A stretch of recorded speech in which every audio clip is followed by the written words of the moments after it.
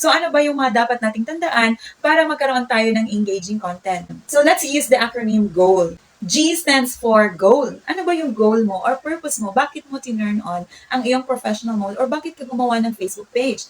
Next ay ang O. O stands for observe your audience. Sino-sino ba ang target audience mo? Kasi yung sa akin yung target audience ko ay ang mga nagsisimula pa lamang sa content creation tulad ko. Dahil ang gusto kong ma-reach ay wider audience, mga Pilipino, mga nakakaintindi ng Tagalog. Dahil sila yung target audience ko, kaya ang ginagamit kong language ay ang Tagalog.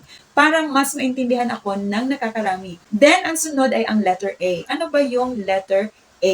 Ang letter A ay analyze the competition. Yung content na ginagawa mo or yung niche na pinili mo, marami na rin gumagawa niyan. Pero ang tanong, paano ka naiiba sa kanila?